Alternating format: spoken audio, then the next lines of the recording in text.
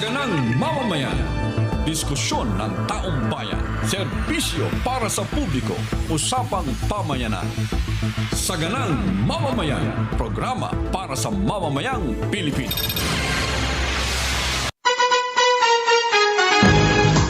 Araw po ngayon ng Miyerkules. Masayang Miyerkules sa inyong lahat. Masayang Miyerkules, nasaan? Masayang Miyerkules, Jen, at sa lahat ng ating mga kababayan, lalong-lalo na yung mga nasa ibayong dagat. Alam namin kasi kayo ay nagpupuyat, yung iba ay madaling araw, hindi pa nakakatulog, o kaya may hating gabi, para lang subaybayan ang programang ito. Welcome Ayan. po sa Saganang Mamamayan. At syempre, hindi tayo pwedeng pumalaot sa palatuntunan ito na hindi ito sasalubungin, nason? Ay, happy birthday muna. Sino ba may birthday ngayon? Aba, August 26, maraming may birthday kasama ka Yan. ata. Kasama ka sa mga nagdiriwang. Kasama pala ako dyan. Ako, thank you so much, ha? 26 years old? Oo. 26, August 26, 2026, tapos 26 years old. Yun! Sana. Ay, talaga naman. Batang-bata. At kaya tayo nagpapasalamat din sa mga ka-birthday natin, katulad ni Ate El Aguilar Ayan, ng New Jersey, USA. Dahil sa birthday niya ngayon, nagpamanok siya. Diyan, Oh, yun na nga. Nagpamanok. Akala ko galing pa ng US yung inasal. Yun no? nga, New Jersey. New Jersey. Kaya, ano na, yung handa natin. Yan. Ano na rin, nadamay na. Yan. At syempre, salamat din kay Sunny Correa. Yan, yung sa kanyang ating, magandang misis na si Mami Rose. At saka si Ate Rosel. Yung nanay Gomez. ni Ate Rosel, ang tagaluto ng pasit Ayun. tsaka ng bilo-bilo. Oo. Tsaka yung kakanina, punong-puno ng antag doon. Yung, Biko. Yung biko na may ano sa ibabaw, yung... Latik. Latik. Oo. Ako, latik pa lang. Okay na ako eh. Yung akin naman yung bilo-bilo. Oo. Kasi, Nakalimutan na rin padala yung ano, yung langis galing sa latik. meron ba yan ako? May langis galing sa jug yun, di ba? Yung Oo gata. Kasi yun ang tawag sa amin sa Bisaya, lana. Ipapahid mo ganun sa ba? katawan mo yun. Pampaganda. Tsaka sa buhok yata yun. Yun. Para paghating gabi, mahahati ka na ngayon. Thank you so much po, Kasani, ha? Yan. Biruin mo, galing pang San Diego, California. Yan, Yung ating mga handa ngayon. Kaya tuwan-tuwa ang lahat ng mga tao rito. Doon sa mga hindi natuwa, next year na lang ulit. Yan. Habang nagpo-programa ko, dumidighay po yung mga kasama namin. At saka, si Kuya Yeye Manawis. Ay, thank you po. Kuya Yeye, talaga naman, kaya tuloy yung ating audio girl. Ay, kita mo, nagsisimula na tayo, tulog pa eh. Ay, nakakaanto kasi pagka bagong kain ka. Yes. Ganun talaga. Ay, nako. Ate Gracie, tataka ko kay Ate Gracie ngayon, laging puyat, ha? Nahalata mo ba? Bakit daw ba lagi po yan? Ay, di. Ewan ko. Binabati natin yung kanyang buting master. Napakabait. Si Kuya Dennis de Guzman. Ayun pala naman ang dahilan. Yun ho. Laging puyat. Tapos nakita ko, naghahanap ngumunguya ng isang manggang hilaw kanina eh. Si Gracie? Oo. Baka nangangasim. Oo. Pero kung kayo ay may handaan, Jen, bakit? kakain kayo, Oo. huwag niyong hayaan na may mga natitira mga kanin tapos natatapon lang. Ang tawag doon ay mumu. Mumu ba yun? Mumu. Hindi mo nakakatakot yun. Pag mumu, yun ang nakakatakot. Mumu. May pag-aaral dyan ang NFA at saka yung dami ng mga nasasayang. Ito dahil nga sa, hawak ko nga yung pag-aaral na sinasabi mo. ganun ba? Meron ba tayo niyan? Ang pag-aaral na ito ay mula sa Philippine Rice Research Institute. PhilRice. PhilRice, mga kababayan. Alam mo ba kung gaano daw kadami ang nasasayang na kanin araw-araw? Doon lamang sa mga mumu? Bawat isang tao. Ganun. Anong milyon na Ilang yan? milyon tayo, di ba? 110, 120? Sabihin mo nang pati yung hindi kasama yung bata at yung mga hindi kumakain ng 100. kanin. 100 million. Ganun, 100 million siguro. 90. Kinumpute nila eh. Siguro, Average. baka hindi tayo nakakasain, tayo talagang inuubos natin. Oo. Pero kung ipapamahagi mo daw sa bawat Pilipino, ang nasasayang na kanin kada araw, makakakuha ka ng tigda 2 kutsara. 2 kutsara ng kanin, makapakain mo lahat ng Pinoy mula doon na sasayang lang na kanin araw-araw. Ganun ha? So average yan ha? Oo. Katumbas daw po ito ng 10.8 million sako ng bigas every day. Dami. Tinatapon lang natin. tinatapon yung na sense na yung lalaglag, baliwala na sa mga restaurant. Hindi na isusubo. Mga fast food chain na ngayon, mayroong only rice. Leftover. Mga leftover na. Grabe, ha? At dahil dito, nagpapaalala po ang Department of Agriculture na sa susunod na kayo magbe-birthday, huwag na kayong maghanda. Ha? Naghahanda nga tayo. Para makatipid. Hindi na nga ako maghahanda. Buti na may agad. Wala tayong rice kanina eh. Ako sa bagay, Wala puro tayong kanin, pansit tayo. Pansit, Ayun, iwasan daw ho ang pagsasayang ng kanin. Kung kayo man may kaning handa. Ha? Totoo. Sa bilang na ito, ayon sa DA, maaari nang magpakain ng, alam mo kung gaano kadami ang pwedeng pakainin nung sinasayang Yung natin. mga leftover. Oo. 5 milyong Pinoy Wow. sa loob ng 1 taon ang pwedeng makakain. Imaginein mo yan, no? Biglang, alam mo Nelson, may singit ko lang, biglang naalaala sa isip ko, ang Lolo Gorio ko. Kilala ko yan, Subarjaga yan eh. Si Kagorio. Lolo Gorio. Ano sabi? Yun, habang kapag lahat kami, no? 11 yung magkakapatid na nanay ko. Ako ang panganay na apo. Okay. Di parang pumapatak. Ako lang pang 12. Eh, 12 anak plus 2 sila mag-asawa. Di bali 14 kami sa Kakaya, sabay-sabay. haba ng Sasabay-sabay kakain Sabay-sabay yan. Naku, iisa-isahin yun yung plato mo. May natira ka bang isang butil ng Naku, pag kami nakita, hindi po pwede. Anong gagawin? Magagalit na yung Lolo Gorio ko noon. Hindi pa pwede kasi siya mismo nag-aani. Siya nag-aani tapos hindi pa uso makina noon. Yung Binabayo pa yung hirap na hirap ang lolo ko tsaka yung lola ko para maging ganap na bigas. Totoo. Yung isasaing namin ng mga panahon na yun. Lahat ng mga matatandang nakausap mo ay ganyan ang kwento, Jen. Yan, oo. Bakit sila napakatindi na sa pagpapahalaga sa bawat butil ng bigas o ng kanin? Dahil dama nila kung gaano kahirap i-produce ang isang butil. Biruin mo nung araw, walang ano man tawag niyo, yung kuliglig. Kuliglig. Wala. Kalabaw yan. Kalabaw. Tapos walang walang patubig. Iba, umiigib-igib pa eh. Totoo. Sa produce namin, ang baryo Pakatin kami. Walang irigasyon ng lugar na yun. Asa lang sa ulan. Hintay ka sa ulan. Ulan. Kasi bundok yung lugar namin eh. Pag walang ulan, wala, hindi ka makakapagtanim. Yun. Kaya ganun ang sasabi ng lolo ko, hindi po pwede na may natitira. Bisaya ang salita, no? Hindi pwede may matitira kayo dyan. Pati yung nanay ko, kasi nanay ko panganay na anak eh. Sa 11 magkakapatid eh. Nako, malaking issue kapag kami natira kang kanin doon sa yung plato, Nelson. Yun nga. At yan din ang kinukwento ng mga matatanda noon hanggang ngayon. Lahat ng makausap mo na pag nakita lang may kumakain, yung mga bata ngayon, tapos ayaw na. Nako. Ubusin mo yan. Yan. Maraming nagugutom sa mga Pilipino. Marami pa, mga pinupiloso po ngayon. Ang sasabihin ng bata, pagka ba inubos ko yan, mabubusog sila. Pag ganun panahon na yun, nagpiloso po ka sa lolo't lolo mo. Wala ka. Mamamaga ang uso mo. Mamamaga ang uso mo. Yung iba naman sabi, kaya nga hindi ko inuubos eh. Para pagdating sa makita nila, makakain nila yan. So, street. At saka noon, kapag nasa harap ka ng pagkainan, ayaw ko ba't nawala na itong ugali ng Pilipino? Yan time na yan, sagrado yan. Ano yun? Yung nasa harap ka ng hapagkainan, noong mga time na yan, ibig sabihin, ang respeto at pagagalang sa biyaya, kasi yun, ay tuturing yung biyaya ng Diyos yung pagkain na yan eh. Kaya yan ay simpleng pagkain lang. Yes. Hindi po pwedeng hindi kayo maayos. Walang magdadaldala. Bawal. Sagradong pagkakataon para sa pamilya, yung kumakain na yan. Pati nga ang Ed Pelayo, naalala niya. Kita mo? Sabi niya, noong bata pa ako, ganyan din ang tatay ko noon. Kita mo na? Mahalaga din kasi ang pera eh. Yung pera noon ay napakahirap kita. Di lalo ng mga panahon na siguro sa Pampanga. Kasi kapampangan ng Ed Pelayo eh. Bagamat itong bata yan, mayayaman na yung mga yan. Pelayo yan eh. Tama. Hindi. Ed Pel, ala? Mayaman ba sila nung araw pa? Ganun ba? Oo naman. Napaka-humble naman pala.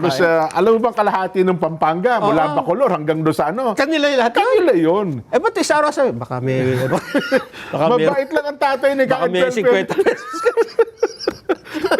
Mabait lang matulungin ang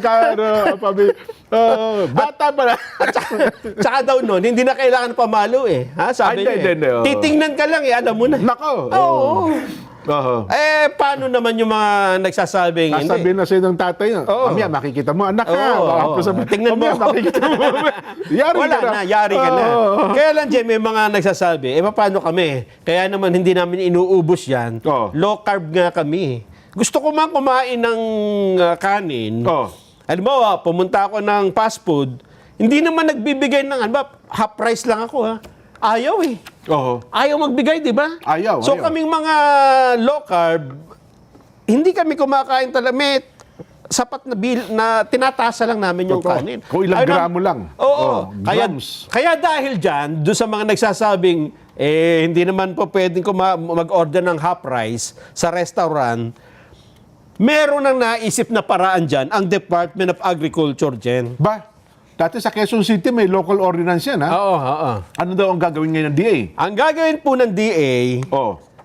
bubuhayin ang half cup rice ordinance. Yan. Sabi ko sa may ordinance yan dati pa eh. Hihikayatin ng mga restaurant na bawasan ng serving ng kanilang kanin para iwas ang pagsasayang dito. May panukala nga dati, patigil yung mga yung Unli rice. Opo. Oo. Hindi lang kasi promo yata ng mga, naging promo. Hindi, magkaiba naman kasi dyan yung unli rice. Oho. Yung unli rice, inuubos mo naman eh. Di ba? Ay, bakit? Totoo Walang yan. problema. Oo. Kaya lang, yung umorder ka ng pagkarami-rami, tapos tapos- ayaw mo namang kaubusin, Oo. yun ang medyo... Dapat pa isa-isa Hindi, lang. kaya ako pag kami natira, kahit konting kanin lang, sabi ko, Oo. take out ko na lang. Ayun, ako sa amin, yung anak ko tsaka yung misis, kuha kayo ng pagkain. Kasi naubliga ako. Oo. Naubliga Tayo ako. tumataba. Naubliga akong ubusin yung kanin eh. Ano ba naman ako? Kumuha kayo ng kanin eh. Oo. Ako, ayaw kumuha ng kanin eh. Pero siyempre, nanghihinayang ka, mauubusin mo ngayon yan. Ganun na nangyayari. Yun, oo. So, kailan daw nila? Kasi alam ko, dapat buhayin na lang yan. Oo. Alam ko, ang Quezon City, meron ng tayo dyan Dati, ordinance eh. natatandaan ko pa yan. Oo. Matagal na, di ba? Hindi kailangan kung gusto mo kung gaano lang karami ang gusto mong orderin. Yun lang Yun lang dapat. ibibigay sa'yo dapat. At kapag sumobra, hindi ba may mga restaurant ngayon na yung bupete? Buffet, oo. Sabi nila bupete. Hindi ka po pwede yung no leftover. Tama. Kasi kapag ka may sumobra ka at may Hindi mo naiwanan, iniubos. hindi mo inubos, Magbabayad. mahigpit May yung multa. mumultahan ka na po nila. Dapat lalo na sa kanin. Ano? Yan, oo. Kung Halimbawa- ganyan pala ka lumalabas sa figura. Halimbawa, figures, pumunta ka dun sa Tekmedine. Ayun, kay Kaisgera. Nako. Kumain ka ng dahil may kasalan. Sino ba yung May- kinasal nung kahapon ba yan? Ayun, Si Kuya CJ. CJ. Oo. Anak ni President Ayan. Cesar Vallejos. Happy wedding po. Ay, happy. Best wishes. Oo. Pasensya na, hindi na kami CA pala, CA. CA. Kami yun, kamali-mali pa tayo. Hindi, imbitado kami. Oo. Dahil sa may programa, hindi kami nakarating. Ayan, opo. Pasensya na po. Alam ko sinadya nung tatay yan eh. Na Hindi sa tayo programa dapat para hindi na mapunta. Oo. Oo nga, mukha nga. Kasi baka sabi no, yung Nelson tsaka yung Jed, baka Walang magayapan. Magayapan. Dalawa na nga lang sila iniimbitahan. Eh, no?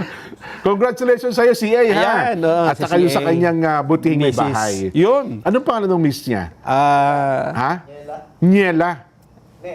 Nela. Ayun. Si A at saka si Nela. Ayan. Best wishes. Congratulations. At mas congratulations sa inyong mga magulang. Oo, dahil sa Mas ano daw napalaki kayo ng matino eh. Mas emotional daw si President Cesar eh. Ganun ba? Oo. Ano ba nangyari? Pagkwentuhan nga natin. Mas emotional daw eh. Habang bumibigkas na ng mga pangako, naalala daw na yung President CRB yung pangako niya. Ganun ba? Oo. Lakas daw ng ni CRB eh. Hagulgol. Hagulgol si CRB. Basta, ang lagi niyong tatandaan, magsaing kayo, tama lang. Para hindi kayo Si A napapanisan. at saka Nela ha. Oo. Wag over yung saing. Yan, yaman na lamang kayo bago mag-asawa. Kung may rice cooker kayo, kalakalahati lang. Ngayon, kung bawas yung unli rice siguro. Yes. Yan. Hindi ko lang alam kung totoo to, Jen, ha? Pero napansin ko rin, na kapag ka daw nagsaing ka, tas lalagyan mo ng isang kutsaritang suka, matagal daw mapanis yung... Yes. Totoo yun? Totoo yun. Yan ay tip sa akin ng mga...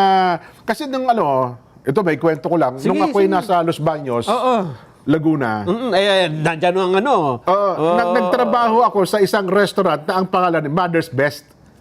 Mother's Best Restaurant. Sabi ko na nga ba, ikaw yung nakita ko nung araw eh. Oo. Kumain ako dyan eh. Anong trabaho mo dyan? Ako yung taga-saing. Sinaing, wala akong Nagreklamo ba? Bakit totoo binigay sa... Bakit ayan, malata ito? Di, tsaka ang sinasaing namin doon, yung malaking kaldero. Oo, tsaka mahirap pagsaing ng Nako, marami. pagka yan, hindi mo alam yung technique, hindi mo yung kalahati yun, batilaw, yung gitna. Oo, mahirap. Malata. Mahirap. Naranasan ko na yun eh, dahil sa may mga pagtitipon, di ba? May mga, nagsaing ako, talaga, ang hirap palang magsaing ng madami. Oo. Ako, dyan ako na sanay sa pagkasaing. So kayo nilalagyan nyo ng suka? Mayroong paraan suka, tapos diba, minsan hindi maiwasan yung, kasi ang apoy na ginagamit, hindi naman nagluluto sa kalan eh. Kahoy yan.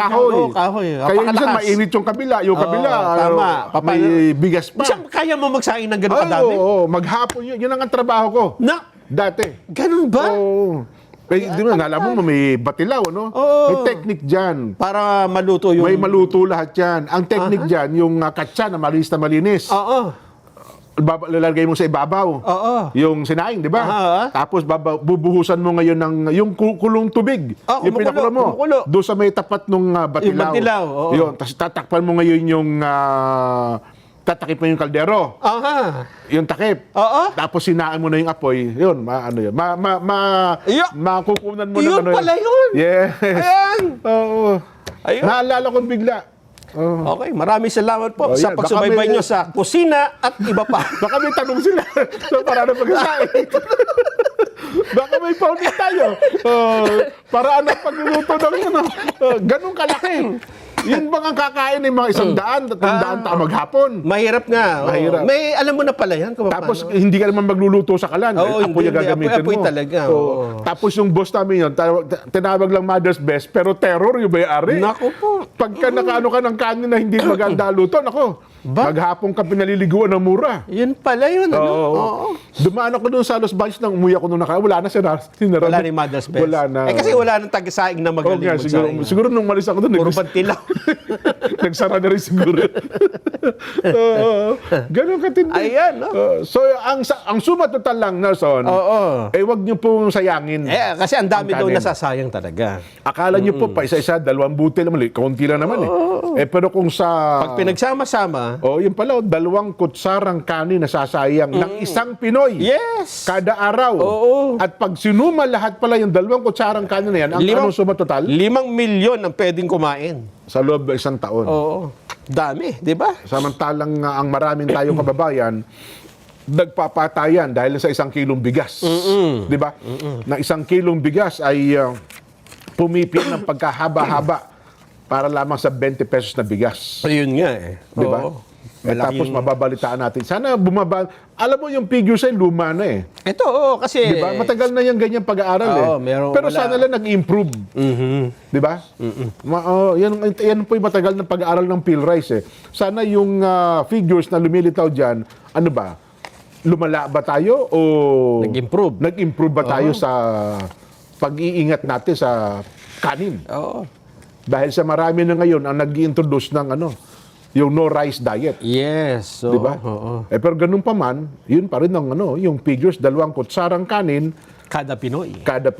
Everyday pa yan. Suma total, 5 milyong Pilipino dapat ang makakakain sa loob ng 1 taon. Sayang. Ayan po ang sinasabi natin. Ngayon kasi bawal na pala sa mga di ba yung mga restaurant, gagawin mong kaning baboy. Bawal na pala ngayon. Bawal na kasi mahigpit na pinagbabawal. Lumalaganap kasi yung sakit sa mga... Dati may mga bumibili niyan, yung mga kaning baboy sa mga restaurant, iniipon. Ngayon po, mahigpit na po pinagbabawal yan. Hindi na po pwede. Kasi nagiging kontaminado nga. Yan. At doon ang nagiging dahilan kung kaya lumalaganap yung sakit sa... ASF. African Swine Fever. Yes. Yan. Ay, nako. Paano?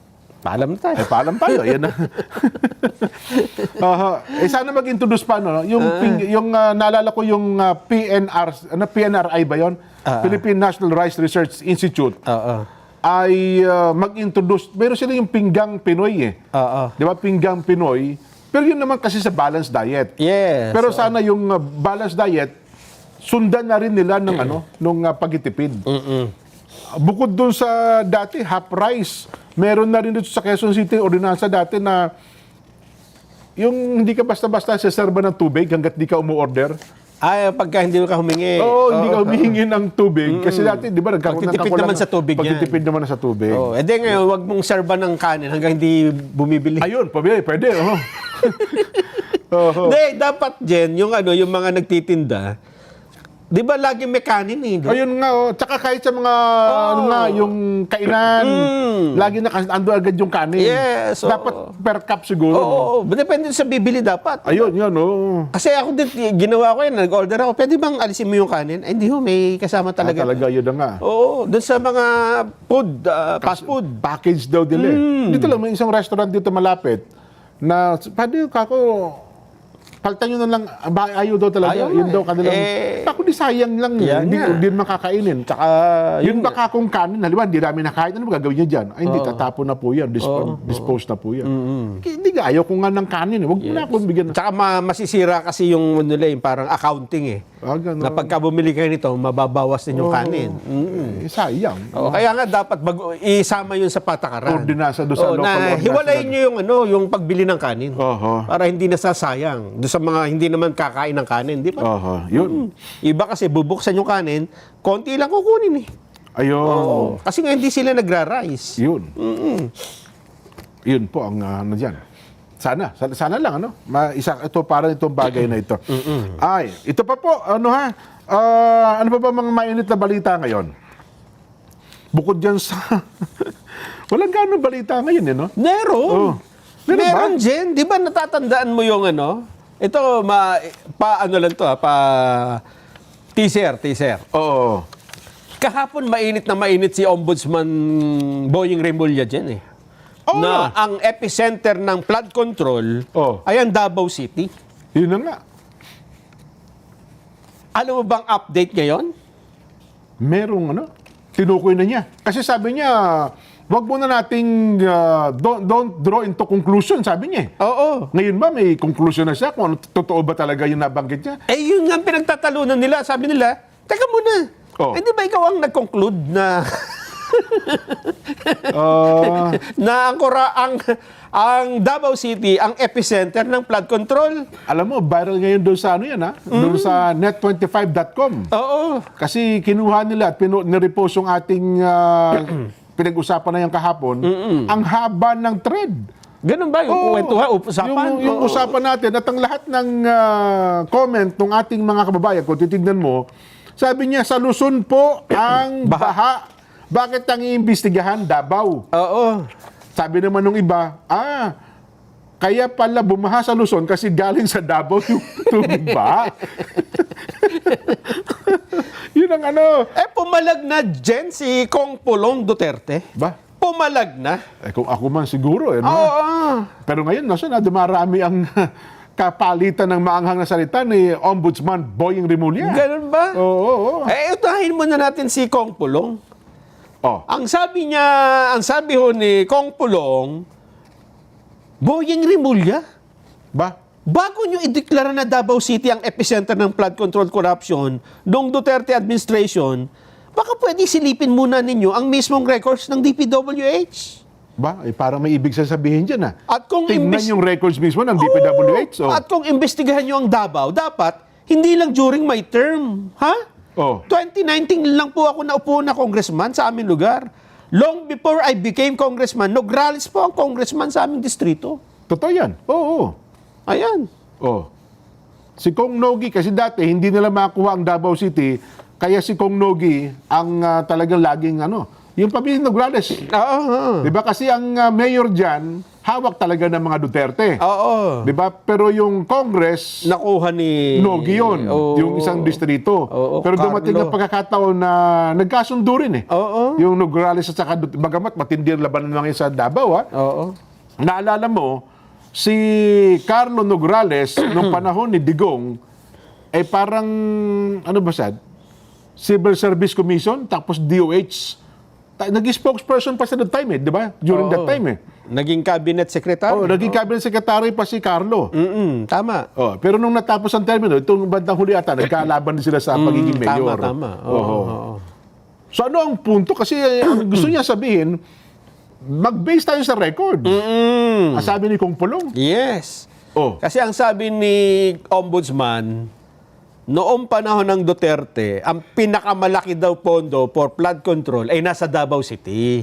Kaya niya tinawag na epicenter. Yun naman. Pero hindi naman daw niya sinasabi na ito ay yung conclusion na corruption agad. Ayun. Titingnan pa agad. Oo. Kaya lang yung lumabas na balita, epicenter na agad ng corruption. Oo nga. 'Di ba? Kasi ng parang insinuasyon ni Ombudsman Boying Rimulya kahapon. Oo, pero may paglilinaw siya na hindi pa, wala pang ebidensya eh. Hahanapan pa lang ng ebidensya. Ba't yung pinalutang ka agad? Kaya ang sabi Anong- ni Kong anong Pulong, purpose doon? kaya ang sabi ni Kong Pulong dito, teka muna, tingnan natin yung records. Oo. Davao City nga ba ang may pinakamalaking pondo? Parang ganun eh. Inahamon niya. Para sa flood control. Flood control. Oo. Oo. Tsaka kahit 2019 daw, kahit before pa siya maupo, kung talagang laging malaki ang pondo dyan. Hindi, siguro, uso yung tukuyin yung loob ng 6 na taon na panunungkulan ni Digong. Yes. Di ba? Kung susumahin. Tignan naman, madali naman makikita ng ombudsman yan. Kaya nga may records daw eh. Tignan naman ang records nila eh. Tingnan daw yung DPW's record. At hanggang ngayon nga wala pa rin makapagsasabing, totoo ba talaga yung 61 billion na allotment ng flood control? Makikita, basta ipinalabas, di ba? Nung mga May panahon records na, naman eh. nung ang mga panahon daw yata ang chairman ng accounts, hindi, APRO ng time na yon ay si Congressman Eric Yap. Kasi yung Congressman Eric Yap ay barkada nitong sina Kong Pulong daw. Oo. Pero hindi mo rin masasabing ganun kasi barkada rin yun ng mga tulpo eh. Yan nga. Yung Kong Eric Yap yan ang representante ng AXIS dati. Di ba? Nung namatay yung representante ng Benguet, ay naging caretaker si Congressman Eric Yap bukod sa pagiging party list representative niya. Okay.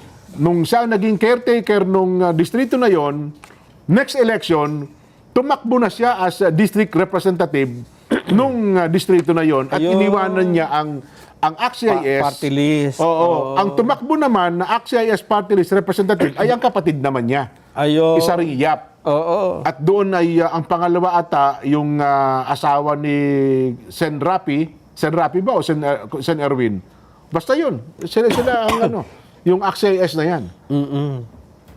Pero madaling makita ngayong record na yan. So, kung talagang Kaya totoo. naghahamon eh. Oo. Ayun. Tingnan natin. Oo. Nako.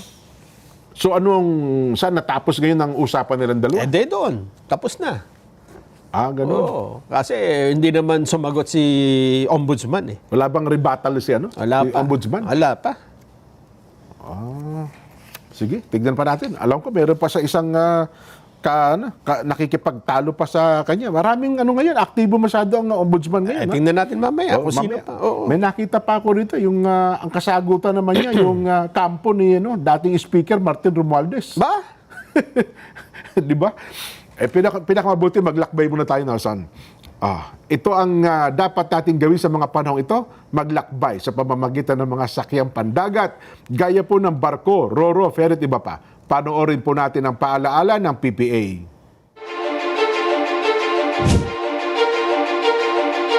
The Philippine Ports Authority, or PPA, is the nation's premier maritime agency, steering the course of progress through the archipelago's vital ports and harbors.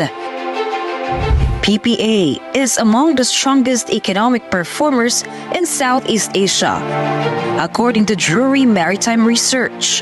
This translates into bigger figures for the economy, creating a ripple effect in all sectors.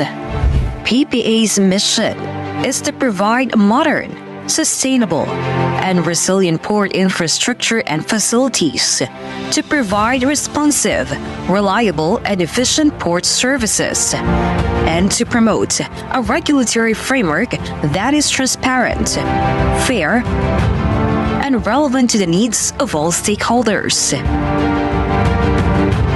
To keep pace with the global trends and improve operational efficiency, the PPA has implemented various technological upgrades. Mas maganda lang pong bumiyahe ngayon sa ating mga pantalan dahil nakita naman po natin mas madali na, mas convenient para sa lahat. Lahat po ito ay bahagi ng ating pagsasaayos ng ating mga pantalan para na rin po sa matagal ng hinahangad o nire-request ng mga pasahero natin na gawing mas maganda at mas kaaya-aya po yung mga pantalan natin, lalong-lalo na po yung mga terminal para po sa lahat. Legasiya po nating lahat ito na tayo ay makakaalala so many years from now na tayo po ay naging bahagi ng pagpapaunlad po dito sa pantalan. The Philippine Ports Authority stands resolute. Its mandate, vision, mission, and transformative projects, setting the course for a maritime future that resonates on a global scale. Philippine Ports Authority, linking the Philippine Islands to the world.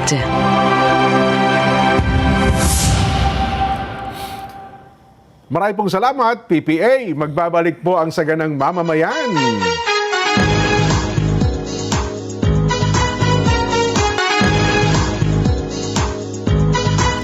Mga kapatid, mga kabarangay, mga kasambahay, mga ka-SGM, panalo clock na. Heto na po ang panalo tip para masulit ang budget natin sa bahay. Doon na tayo sa Always Panalo. Yan po, pure gold, pare ko. Naku, napakababa po ng presyo. Very convenient sa dami ng stores nationwide at laging kumpleto. At may Pure Gold mobile app din po para sa mga ayaw pang lumabas, ay mag-order lang at magpa-deliver via Pure Gold Mobile. Download nyo na ang Pure Gold mobile app. Kapag cancer ang kalaban, bawat araw ay isang laban. Pero sa gitna ng takot at pangamba, may isang bagay na hindi dapat mawala. Hope o pag-asa. Tuklasin natin ang bagong treatment options na magbibigay ng panibagong pag-asa sa buhay. Hatid po ng Guangzhou Modern Cancer Hospital. Panoorin po natin ito. Guangzhou Modern Cancer Hospital, accredited by JCI, 18 cutting-edge minimally invasive technologies for precise treatment and faster recovery. We have helped thousands of patients successfully fight cancer. For inquiries, call the following contact numbers: 8633-8599, 0962-838-9559, 0995-518-4836, or visit www.asiancancer.com and Modern Cancer Hospital, Guangzhou, Philippines Facebook page, or email gcmch.ph@gmail.com. Nelson, nagpapaabot ng pagbati sa iyo ang Kuya Ian Chris Almario. Aba, oo. At ganoon din po ang ka Jonel Pahalia. Ayo. Ayan, ako, isa-isahin ko na po ito. No? Si Ate Rochelle Gomez at naghanda niya nga pansit na kinain natin ngayon tsaka nung biko. Ganun din po.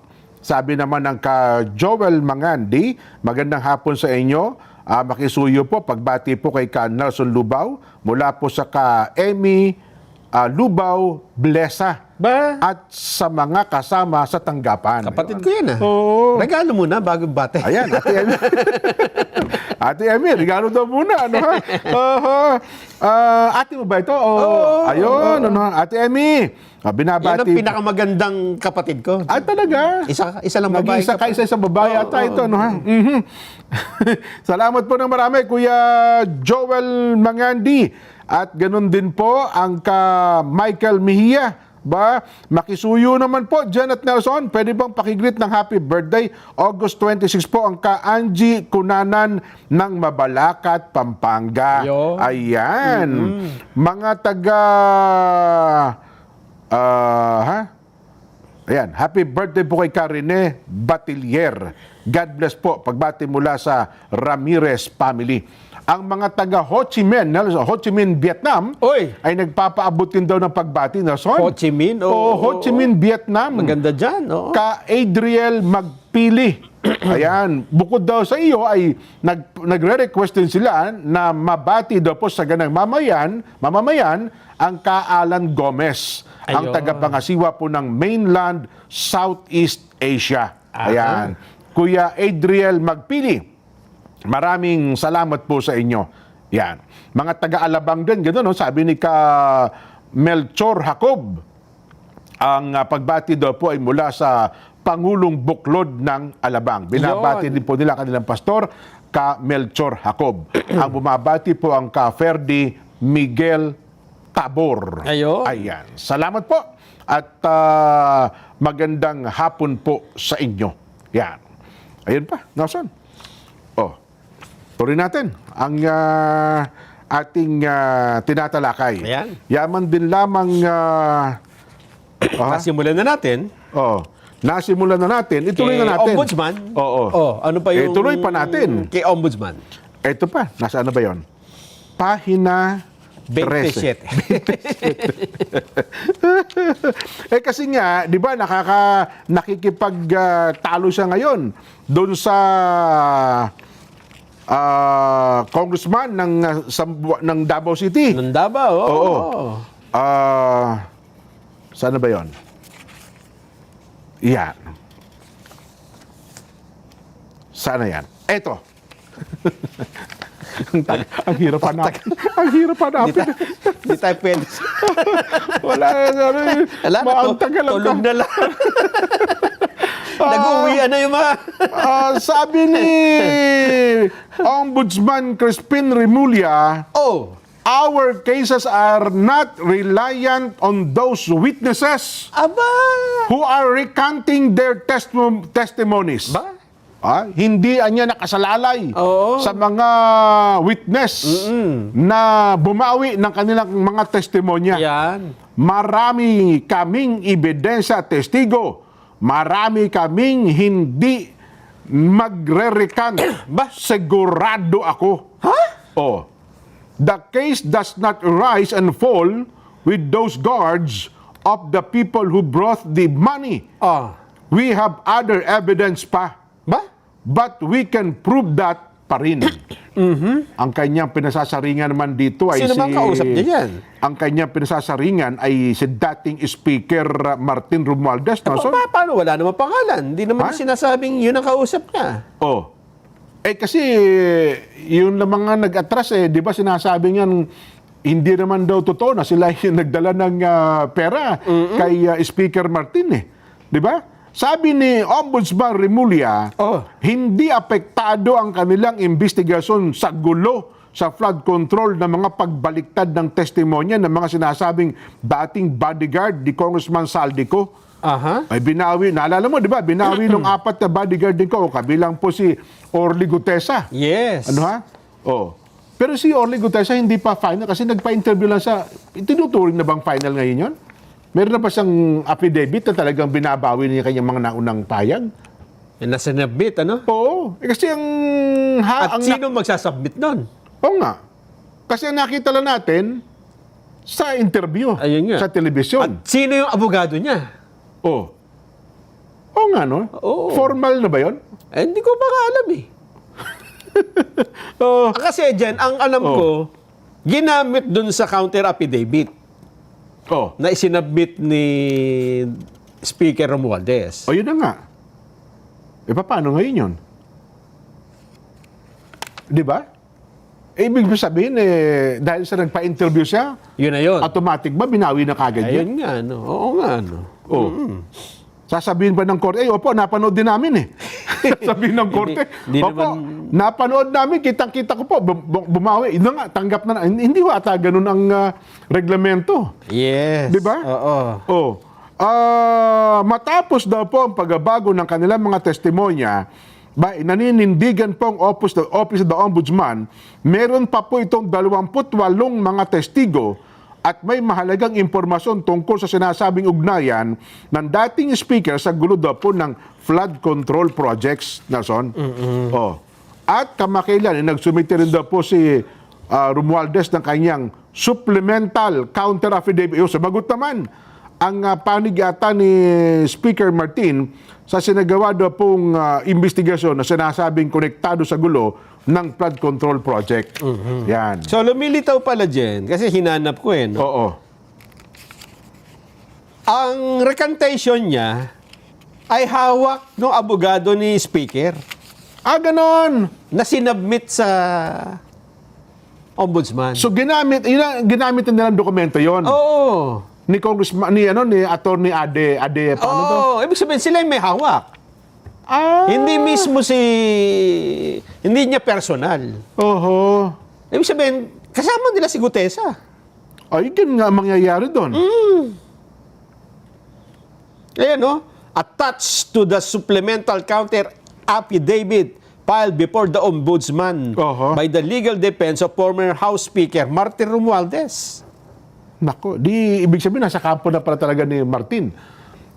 Itong si Orly Gutesa, ganun ba ibig sabihin? Kasi ang pagbawi ng testimonya, maaaring sabihin mo, kung personal niya talaga yon, eh di sarili lang niya, di ba? Wala siya kasamang ibang kung sino. Pero kung hawak...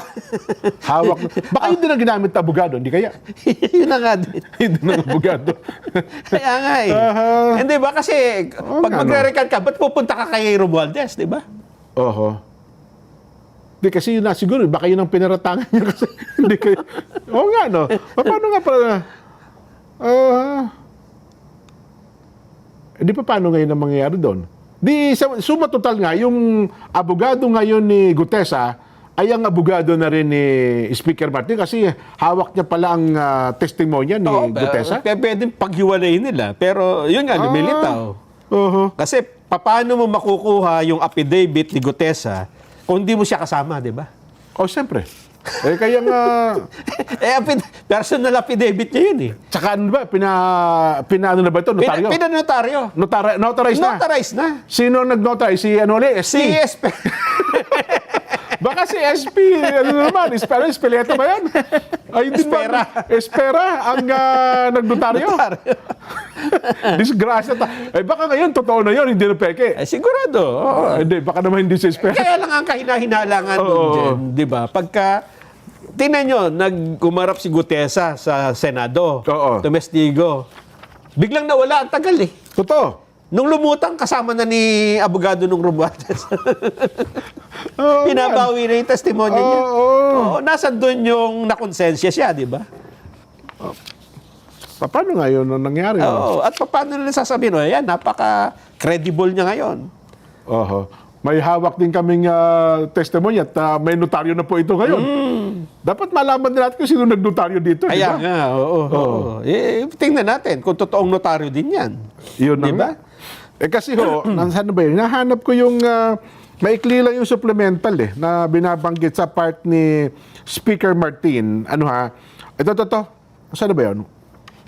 Dito sa report natin, ang hamon pala doon sa Office ng Ombudsman, ipatupad daw po yung sarili nitong rules sa pagsusuri daw po ng ebidensya kaugnay ng reklamong inihain laban daw po dito kay Speaker Martin. Ayun. Ito, yung supplemental counter affidavit daw po, ay sinasabi nito dapat munang suriin ng Ombudsman ang kredibilidad, admissibility ng mga ebidensya bago daw po magsampa ng kaso. Mayroon daw pong 32 sworn statement na ngayon, kabilang daw po ang recantation affidavit na kumu-question daw po sa mga aligasyon na nag-uugnay sa kanya sa umano'y cash deliveries. 32, kasama na dito yung yung kay Gutesa, ganun ba ibig sabihin? Baka. Meron daw silang 32 na sworn statements. At kabila na nga raw po yung recantation at affidavit.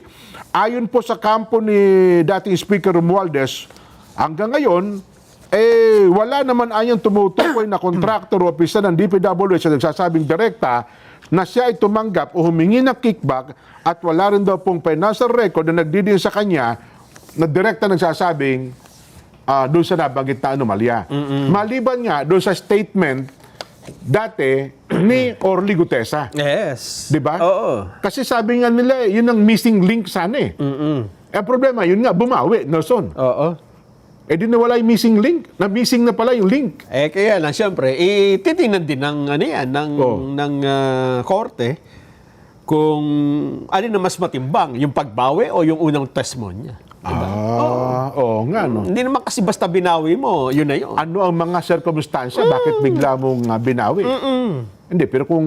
Ibig bang sabihin, dati hindi ka nagsasabi ng totoo? Bakit ka hindi nagsasabi ng totoo? Baga, alam mo, diba? malaking issue sa korte, no? Oo. Yung kapag ka meron kang iba-ibang mga affidavit, Di ba? Halimbawa niya, sabi niya kasi, hindi, binayaran ako ni Mike Defensor. Inoperan daw siya ng 150 Oo. million. At saka ni Marcoleta, di ba? Oo, plus yun daw pag-aaral ng kanyang mga anak.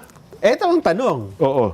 Anong mapapala ni Mike Defensor at ni Senador Marcoleta para idiin mo si Romualdez? Yayaman ba sila? O paano mangyayari? At saka sa... Mababawi ba nila yung pera na yon? O bina-blackmail ba nila si Speaker? May ganun ba? Oo nga, no. Ibig sabihin, yung 150 million, kukunin din kay dating speaker. Hindi ba? Kasi tingnan mo na lang kung ikaw walang bias, di ba? Oo. Bakit ka maglalabas ng ganung kalaking halaga para pag sinungalin mo ang isang ex-Marines na napakahirap gawin din ng ex-Marines para siraan ng isang kaalyado mo dati sa politika na alam mo rin namang makapangyarihan ngayon, di ba? E di magiging kaaway mo lang yon. Dako. Yan Napakaraming negative, napakaraming disadvantage para gawin mo yon. Para ipilit mo yung na ang isang tao magsinungaling dun sa isang tao makapangyarihan. Nako. Di ba? Yan ngayon ang legal battle. Nelson, paano natin patutunayan sa korte itong mga punto na ito? No? Yun nga. Oo. Mahaba-habang ito. Kasi kung hindi mo mapapatunayan na may mapapakinabang, may motibo sila para gawin yon. Ngayon, sino may motibo para bumaligtad ka, di ba? Baka yung kabila. Bumawi ka sa iyong ng mga pahayag. Ayun, di ba? Oo. Pabigatan kasi ng ano yan. Oo nga, no? Ng intensyon kung sino ang may mas possibility, probability na gawin yung ginawa niya. Yun bang ginawa kang testigo para sa flood control? O yung nagpabawi sa'yo? Ayan. Nung nauna mong testimonya. Titimbangin mo ngayon yan. Tama. Well, abangan natin yan. Nelson, ha? Update muna tayo sa kasi meron tayo palang usapang matino ngayon, ha? Meron ba tayo Meron na? tayo, oo. Naku, gumasal pang ating talakayan, Mamaya po, meron tayong usapang matino. Kasama po si Attorney Rowena Guanzon. Ihabol pala natin update sa impeachment trial, mga kababayan.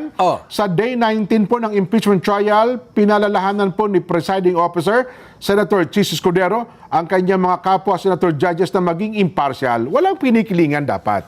Maging impartial at maaari politically neutral Tama. sa ginagawang pagdinig ng Senate Impeachment Court sa mga kaso do po ni VP Inday Sara Duterte. Ayan. Iyan na sana ang ideal, Nelson. Oo.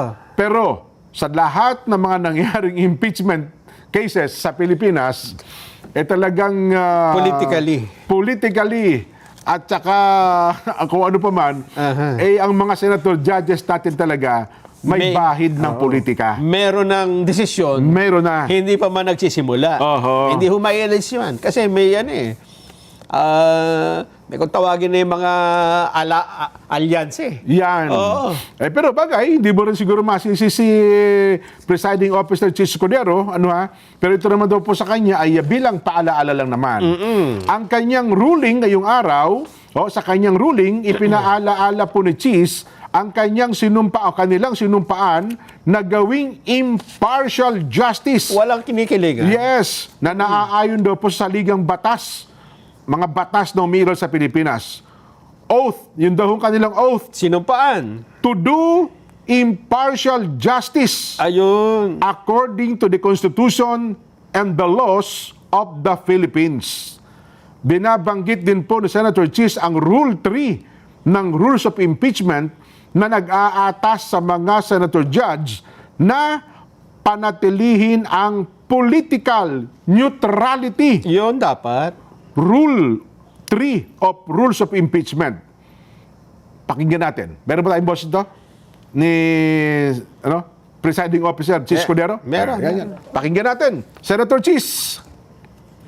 Taken as a whole, these principles remind us of our duty to preserve the impartiality of this court and the fairness of these proceedings. Iyon, ikli naman. Tatangutang mo yung mga senator. Nabiti ako. Yun na ba yun? Yun na pala. Tatangutang mo. Sabi niya. Sige. Oo. Sabi na kay Senator Chis, sige, impartial ka. Ikaw, bahala.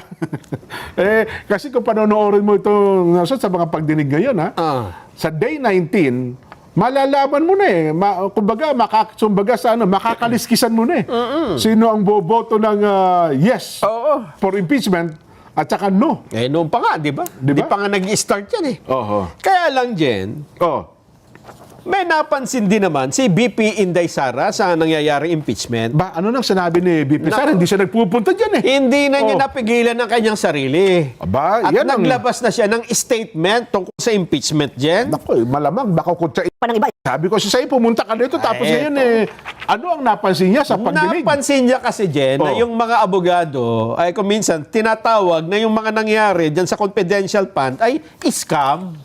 Ba? At sinabi na mayroong mastermind pa Ba? na ang tinuturo ay siya. Pero doon lang sa mga statement, ha? Oo. Kaya ang kanyang sabi dito, a strong case does not need the adornment of theatrics. Ba? A senator calling a witness stupid. Ba?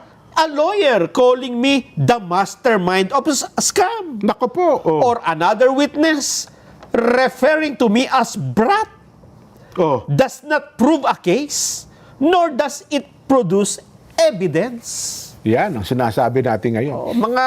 Ang tawag dyan, labeling. Ay, paano ngayon itong sinasabi ng presiding officer na dapat neutral? Di ba? Ayun nga. Hindi, yan naman mga binanggit na yan, pinabawi eh. Pinabawi ba ito? Oo, yung pagkatawag ng mastermind, scam, pinabura yan. Pero yung stupid, ay hindi na pinansin yan, ha? Bagamat sa mga court proceedings, matagal nang ibinabawal at hindi yan pinapayagan ng Korte Suprema na gawin ng mga hukom dyan, ha? May mga ipinail na hong kaso, mga administrative case, naparusahan yung mga judges kapag gumamit sila ng mga mababang insultong salita laban dun sa testigo o maging sa mga abogado. Dapat naman talaga eh. Kasi meron silang rules diyan eh, yung court officers, di ba? Dapat may code of conduct. Yes. At hindi lang yon. Kasi yung isang kinasuhang hukom dyan, kinatwiran niya eh, na parang ito yung nangyari sa... So may jurisprudence na pala dyan, yung mga ganyan, ha? Yung parang nangyari sa impeachment trial. Ikinatwiran niya na yung testigo ay evasive. Ganon? Ibig sabihin, hindi sumasagot ng tama. At paiwas-iwas. Kaya nabanggit niya na, alam mo yung sinabi nung judge doon? Anong sabi? Na halos kaparehong-pareho nung nangyari sa Senado. Tinanong niya eh, di ba sa Senado ang sabi niya, do you consider yourself as an average? Above average or stupid? Tatlo yung pinagpilian, choices. Ito namang hukom na ito, dito sa kasong ito, ang sabi nung judge, ikaw ba ay mentally retarded? Ba? Under medication? Ba? Or downright stupid? Nagalit siya Supreme Court dyan. Ganon? Nareklamo siya sa Supreme Court, yung judge mismo. Hindi tinanggap ng Korte Suprema na dahilan na ang testigo ay evasive para insultihin mo siya. O gumamit ka ng intemperate language. So mismong kataas-taas ang hukom pa na pala eh. At yung judge na yun, Jen, ha? Pinatawan, minultahan. Napatunayan na guilty sa grave misconduct. Nako. At lumitaw na yan pala paulit-ulit niyang ginagawa. Mapanlait pala talaga. Marami na siyang kasong tungkol dyan. Mapanglait Kaya na hukom. bilang parusa, tinanggal siya sa pagiging... Talagang tinanggal siya sa pagiging abogado? Pagiging hukom? Paulit-ulit kasi. Hindi nagtatanda eh. Paulit-ulit na paglabag sa judicial conduct. Paano ito, Senator Judges, hindi naman talaga hukom sila. Kundi umaakto lang na Senator Judges. Maaaring hindi sila patawan dahil hindi naman sila sakop ng Korte Suprema. Pero pinakikita lang dito kung paano ang tama at hindi tama na ugali ng isang umaaktong judge. Demeanor, Kasi nakarobe po kayo dyan eh. Yes. Hindi lang kayo bagsa kagalang-galang dyan at pinagpipitaganan, kundi pansamantala at nagsusuot kayo ng robe sapagkat kayo ay tagapaghatol ngayon. Hukom kayo dito ngayon. Alam mo, ang ang isang psychology ng mag-uniform ka Oo. ay para tama yung sinabi mo, para baguhin mo yung pagkatao mo. Yan. Di ba, ikaw police ka? Oo. Uniform ka? Ayun. Ibig sabihin, hindi ka karaniwang ordinaryong mamamayan na katulad nung dati pagka hindi ka naka-uniforme. Diba? Kaya pala may pulis na hindi mo na iganalang uniforme ko. Ayun, uniforme. Uniforme ko yan Yan din ang dahilan kung bakit ang mga superhero, kahit sa istorya lang, Oo. di ba, sina Batman, Oo. Superman, sina Spider-Man. Yan, oo. May mga costume sila eh. Kasi nagbabago nga yung... Nag-iiba ng anyo. Nag-iiba ng anyo, nag-iiba ng uga, nag-iiba ng lakas. Oo. Ganyan din ang hukom. Pagka suot mo na yan, hindi ka na dapat yung tao na judgmental, mapang-abuso, Oo. hindi yung kung ano-ano lumalabas na salita sa bibig mo, iba na dapat. Kapag ka gagawin mo yung gusto mo mga dating gawin, hubarin mo muna yan. Huwag ka munang... So sa madaling salita, sino ngayon ang stupid?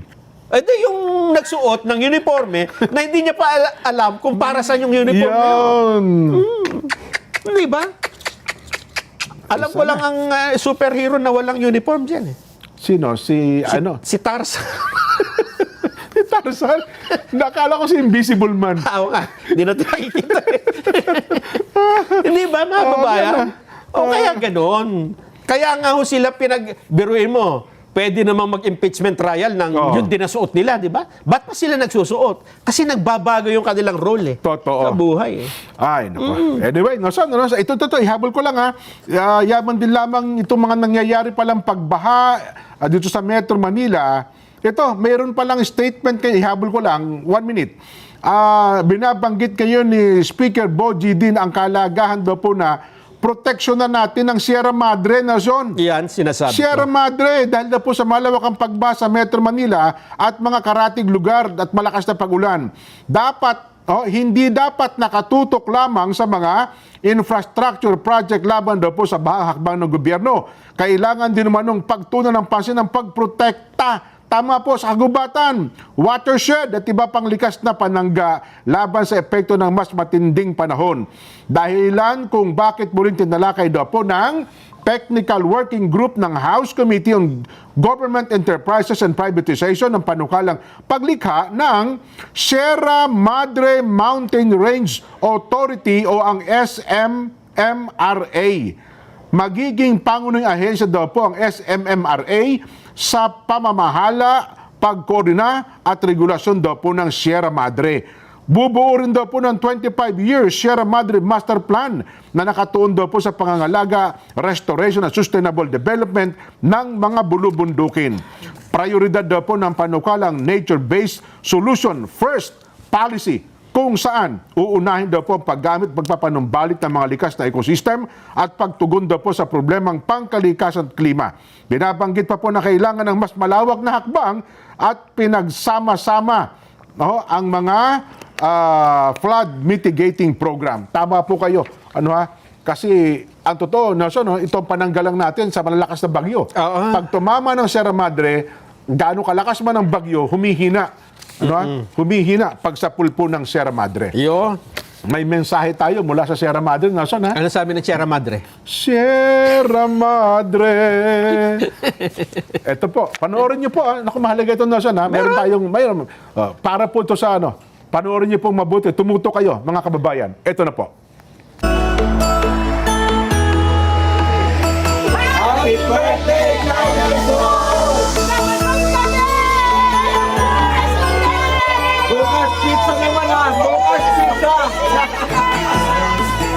All right. Hello, my dear Nelson, sir. Happy birthday, my dear sir. One wish for you, sir. Will you keep being so handsome always, sir? I hope to see you soon, sir. I love you. Happy birthday, Ka Nelson! Many, many happy years more to come. Sana po lagi kayong i-bless ng Panginoon at ang inyong pamilya. Happy birthday!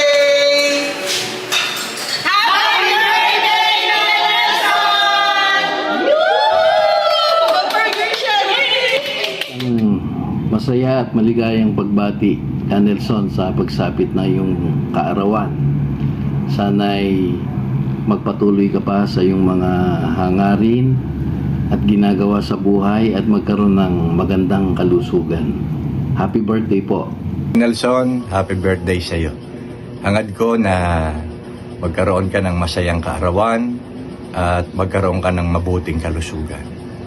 Happy birthday ulit ka, Nelson.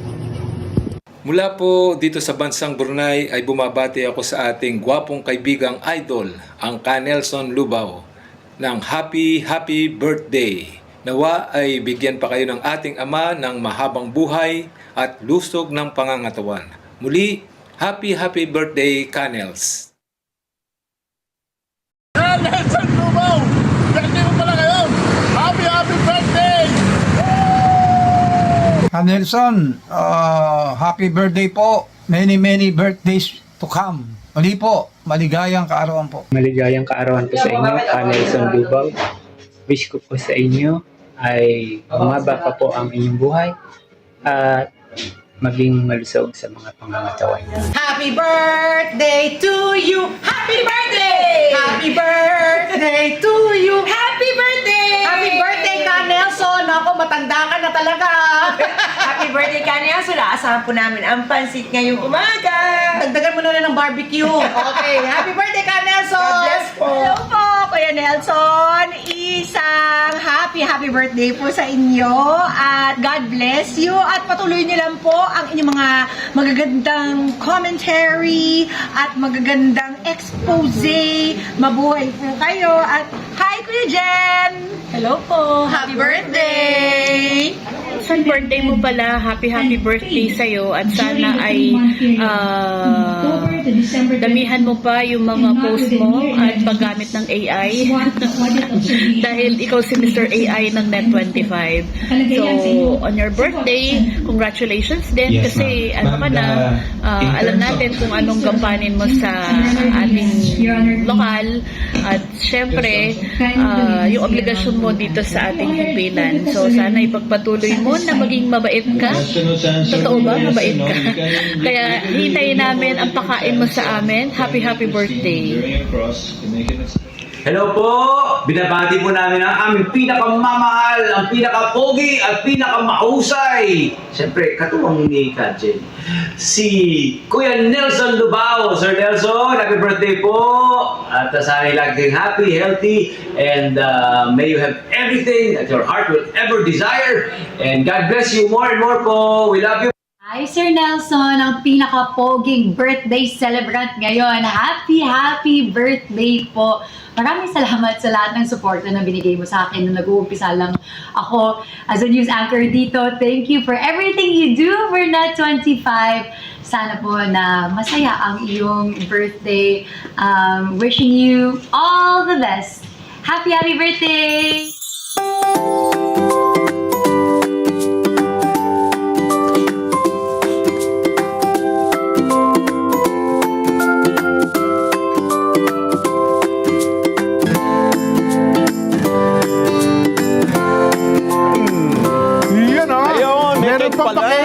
Talaga naman. Thank you so much. Hindi para bayad yan, Nelson. Yari tayo. Yan, Hipan ba na? Hipan, siyempre. Ayun! Thank you! Salamat! Huwag mong kalimutan. Magkano? 2.5 yan, ano? 2.5. Maraming salamat sa lahat ng bumati, lalong-lalo sa mga street children. Mga kasama ko yan dati. Oo. Nasa lansangan kami lahat. Kayo ba'y bumubuo ng batang yagit dati? Si Ronnie Birano ata, presidente. Kuya Ronnie, salamat na marami, ha? Ang Ka-Ariel Barsaga, Ka-Ariel, sabi niya, pakisabi kay Nelson, happy birthday at happy viewing po, Kadyan. Salamat po, Ka-Ariel. Marami pong salamat sa mga nakasubaybay sa atin. Binabati po namin ng maligayang kaarawan, ka Ronald Aquino, lokal ng Hermosa, Bataan. God bless po mula kay Del Amor Ramirez. Ayan. Okay na tayo, Nelson? Meron pa tayong di ba? Segment. Oo nga. Magbe-break po tayo. Tapos pagkatapos po niyan ay diretso na tayo doon sa Usapang Matino. Yes. Ayan. So, bulit, Nelson, happy birthday. Thank you. Next year ulit. Ayan. Magbabalik pa po ang Saganang Mamamayan.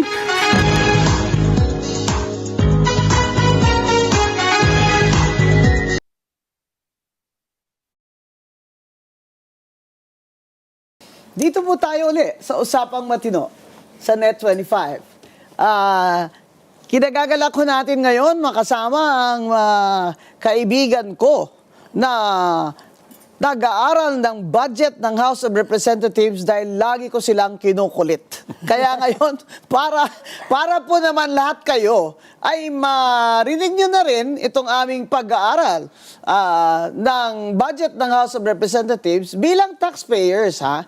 Kailangan ho natin malaman itong mga specific na details dito kasi dito na nila tayo noon pinalusutan sa flood control, corruption at iba pa. Kaya ngayon ay tayo po ay may panauhin, studios ito at tumatayo, oposisyon doon sa House of Representatives. Ang kagalang-galang na Congressman Robert Nazal, representative ng Bagong Henerasyon Party List. Welcome! Good afternoon. Welcome, Robert! Good afternoon, ma'am. Good afternoon, our future senator. Nako, magbilang anghel ka sana. And of course, former Congresswoman Bernadette Herrera, BH. Welcome to Usapang Matino. Hi sis, thank you Attorney Guanzon for I having specifically asked BH to study the budget of the House of Reps with Kong Robert because BH has a degree in Bachelor of Science in Economics from UP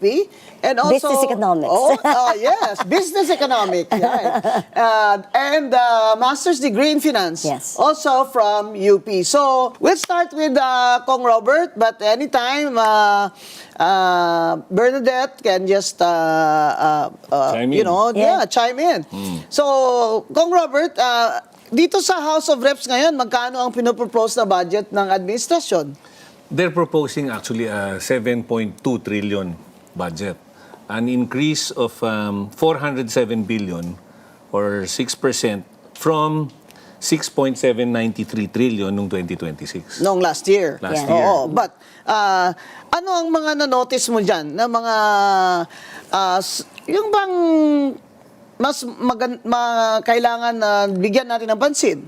Well, kung titignan po natin, first and foremost, yung from the 6.7 billion or the 407 billion na 6.7 trillion or 6% na increase, kung titignan natin, parang hindi tayo nag-increase kasi ang average natin na inflation for 2026 is already 5.5%.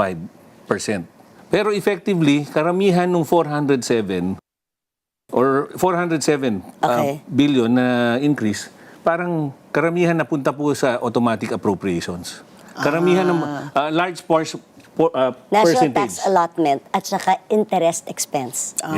So, ito yung mga items sa budget, mga kaibigan, na mahirap kupitan. Yan. At saka automatic na siya. Kumbaga wala na siyang leeway. No fiscal space ka na. Parang wala nang elbow room ang gobyerno. Wala na. Parang lumalabas, wala nang Parang natuto na rin si BBM at last. After 4 years na itong budget na ito, parang mas rational ngayon. Tingnan natin kung talagang rational. Go ahead, Kong Robert. Kung titignan natin, yung sinasabi ni Kong BH na fiscal space, talagang sumisikip na. Kasi kahit nag-increase siya, karamihan ng departments bumaba. Pero several departments ang tumaas. Yung malaki tinaas, ihimayin natin, DOTR, DPWH, DILG, DND, yung judiciary, tsaka COMELEC. COMELEC, lagi namang top ko ang budget ng COMELEC eh. So Bakit kaya? So yung DOTR gained from 136.79 billion from 2026 to 299.53 or a change of 162.74 billion or 119%. Ay, yung Department of Agriculture. Yung magkano? DA, Ang DA bumaba ang DA. Kaya, bakit bumababa? Precisely. Isa yan sa mga dapat tignan kasi bumaba yung Department of Agriculture considering yung food security is one of the promise, problems si BBM, of the country. sa SONA. Hindi lang yung DA ang bumaba. Pati yung DAR, pati yung NIA, bumaba, FMR bumaba. So if you're going to look at the food security aspect, how come the budget, the allocation for those decreased? and malaki problema natin dyan if we're going to talk about that. Kasi kausap ko yung DA and they were saying that they're already expecting prices of food to double in 2027. Because of importation. Yes, because we will really need to import because Because we don't have local production, domestic production. Yeah. We don't have domestic production because if sikip na yung bulsa ng farmers dahil ang mahal ng fertilizer, Yes, walang the price of irrigation, inputs. di ba? So if you look at this budget, parang nag-increase infrastructure, pero all the social services went down. Tapos sa food production, Went mababa. down also. bababa kasi bumaba ang DA from 185 to 171 or a difference of 14 billion. That's a lot. That's a And lot. FMR is half. Unless gusto lang ay lisin yung congressional insertions, baka kaya binabaan nila. Pero anong kapalit nun? Paano yung food production? So yan yung, kasi we were looking at the spread of the FMRs. Anong kamusta yung spread ng FMRs natin Sabihin mo per nga region? ano ang FMR? Farm to Market Market Road, Road. sorry. Yes, yan Ito daw. yung para maganda yung Bakit kalsada, naman may papunta sa nagsabi mga... na ang bago daw na flood control ay ang farm to market road? Ang, Well, ang right tawag now- po dyan is road to my farm. Road to my farm.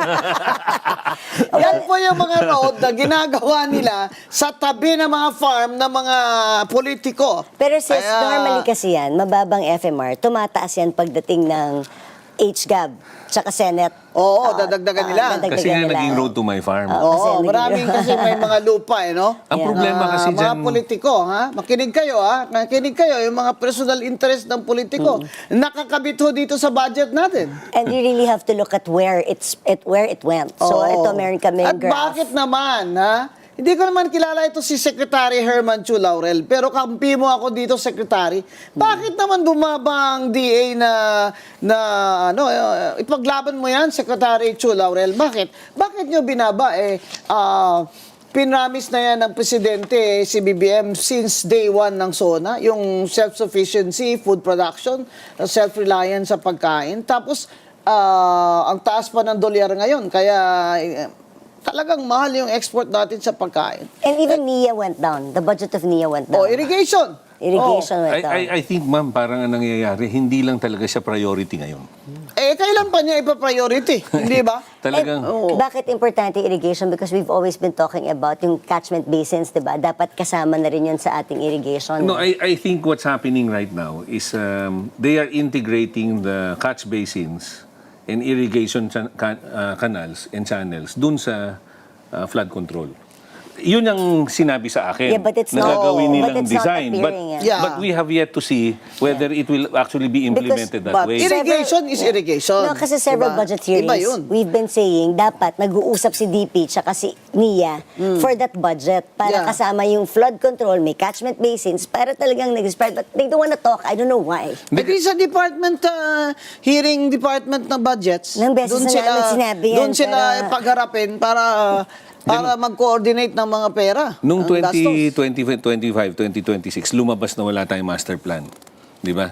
Oo, kasi yung presidente ho natin, wala rin master plan. Hindi, Sige alam mo, pero tama yung master plan kasi tinitingnan namin yung needs assessment in terms of saan ba dapat may farm to market road, dapat yung food production, saan malakas ang crop production natin, And saan yung where- kailangan na ektaryang gawin, dapat kaya scientific nga, siya. kaya ba diba dapat kasi may NEDA? Yeah. May Regional Development Council. Ano po ang ginagawa ng Regional Development Council? Hindi po ba dumadaan sa kanilang NEP? At Dapat. bago po ipasok nila yung kanilang mga checklist dyan. Actually, Tapos hindi na sunod yung PSA. i-adjust ng mga department agencies bago ipadala sa DBM. Ang proposal nila sa farm to market roads, well, I don't know what their plans actually are. Pero dapat siyempre ang basis nito is yung Needs. yung isasara mo yung yung parang yung loop nung farm to market, yung talagang papunta sa palengke, papunta sa farm, dapat talaga magsara yan. Ang problema in past years dahil nga dun sa road to my farm, hindi natin nasasara yan kasi kung saan napupunta yung budget. Oo, kung saan may housing project. And considering there's politiko, PSA doon naman. dumadaan yung road. Andiyan naman sila PSA to map it out. Meron silang ganyan eh. So, ko ba nila And dapat we should be prioritizing also by yung kung saan ang top producing agricultural provinces, yun ang prioritization. Ganun tayo mag-rank ng investment. Or kung may mga bagong areas na for opening, for forestry development, agricultural inputs, yung Siya kung saan pangit talaga yung mga daan, papunta dun sa crop production areas. yung pangit saka yung wala. Kasi wala. Oo. Kasi, Mga kababayan, very important ho yung infrastructure sa agricultural development. Kung titingnan po ninyo ang number of workers, dahil po tayo ay agricultural country, ang majority, more than the majority of our workers, employed or self-employed, are in the agriculture sector.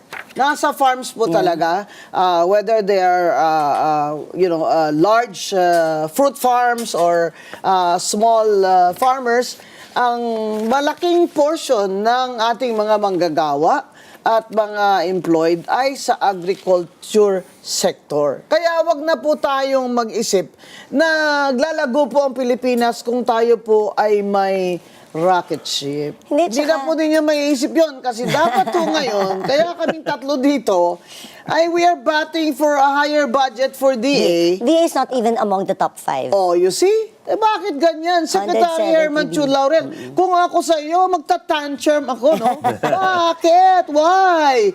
Secretary Chu Laurel, you are most welcome to phone us if you like, if you want to join our study group. At yun ang isa sa mga tututukan ni Kong Robert sa budget deliberations, dapat taasan talaga yung budget ng Department of Agriculture. Very good. Yeah. Anong nangyari sa aside from DAR, anong pinakamalaki? At siyempre, education, DepEd. Oo. DepEd, 916 billion ang Oo, DepEd. pero maraming nagtitext sa akin. Tinext ko din yung mga sa DepEd na maraming teachers sa rural areas nagtext sa akin, wala silang silya. Oh. Secretary Sani Angara. Napakalaki ng budget nila. Baka naman ho, yung mga, this time, yung mga walang silya ho, ay papadala na ninyo ng silya. Alam mo, the problem kasi, tinitingnan natin yung disbursement rate Kasi minsan may policy rin, syempre, ang DBCC na use it or lose it. Siyempre.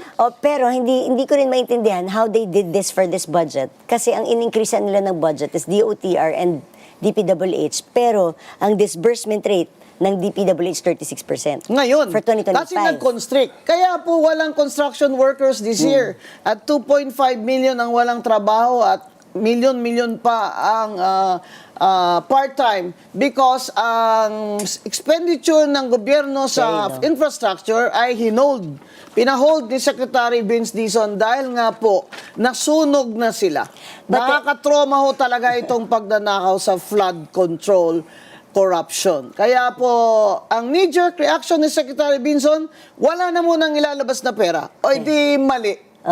Mali. Kasi wala nang trabaho mga tao. 1 trillion ang na-FLR. Yun na. 1 trillion. Oo. So the economic activity didn't really reach the grassroots level. 1 trillion ang FLR. Which is? For later release ng for mga later SARO. release, ang sinasabi nila doon. For later release na pwede rin for no release. Well, na-release ang SARO. Ang problema, nakaipit sa DPWH. Ito yung naging issue ni Congressman Robert Nazal ng budget hearing. Yung SAA naman ang iniipit nila. Ano SAA? Special allotment. Special allotments, yun yung pag-release na ng that funds are available. Yeah. The SARO is funds are available already. Pero yung SAA, yan na nagde-determine para si DPWH yun, ibababa sa department niya, ibababa sa kanyang agents, dun sa so ayaw RD nila. or district. So ngayon, dahil napaso na ang DPWH at takot na silang makulong, bisitahin ko kayo uli doon sa BGMP. Nandun po nakakulong ang mga engineer, yung mabababa lang ang kanilang mga rango doon. Pag mataas yung rango nyo, like Secretary Bunuan, nandun po kayo sa hospital arrest. Yan. Yan po ang kaibahan. Kaya po mga DPWH ngayon ay ayaw nang gumalaw o magbaba ng pera nila sa projects. That's the reason why nag-constrict ang construction sector. Marami ho talaga sa ating mga maralitang Pilipino ay nasa construction work. So, yan po ang dahilan kung bakit tumaas ang 2.5 million ang walang trabaho at more millions na ang hindi full-time ang trabaho. Kaya bakit naman po yung DOTR ay tumaas? Well, alam mo, ever since. Echoing on yung sinasabi niya, actually, parang nakakapagtaka nga na sila ang nakakuha ng pinakamalaking increase considering na yung DOTR, ang kanyang absorptive capacity or yung kanyang disbursement rate is DOTR 52.7%. Ang obligation rate niya is 89.7%. Pero hindi nila nadidisperse. Ang nadidisburse lang niya is 52.7%. DPWH, obligated was around 80%, pero disbursement was 36%. So ang ganda na in-increase mo si DPWH and DOTR, but ang tanong, can they implement it? Ito ba yung DOTR? Ito ba yung in charge sa mga trend? Yes. Airports. Bakit hindi nyo na po ipagawa yung mga trend para maibsan naman ang traffic? Wag na po yung mga rocket ship, trend na lang. Trend na lang. Hindi Ito nga yung natin baba matapos. ng absorption or rate nyo. Siyempre, lahat ng mababatas na siyang may power of the purse, kung ako din, itatanong ko, ba't kayo hingi sa akin ng dagdag? Hindi mo nga nagastos ang kalahati. Although sis, since time immemorial, ganun na sila. Since time immemorial, laging mataas ang DOTR sa NEP, pero kinakat ng Congress at ng Senate, inilipat sa iba, tinatanggal yung right of way, tinatanggal yung, basta yung tinatanggal nila yung mga payments of right of way. Doon kasi nagpa-park parang karamihan ng pondo. Parking! Ayan, pag-usapan natin. So, hindi ko ngayon alam if magiging parking ba itong pag-increase na to. Pagka in-observe mo yan from before, NEP nila laging mataas. Pero pag in-approve mo ang GAA, mababa. Kung BH, ano ibig sabihin ng parking? So, dun muna naglalagay ng pondo para yun yung elbow room para pwedeng kumuha ng budget for other purposes naman ng House of Representatives and Senate.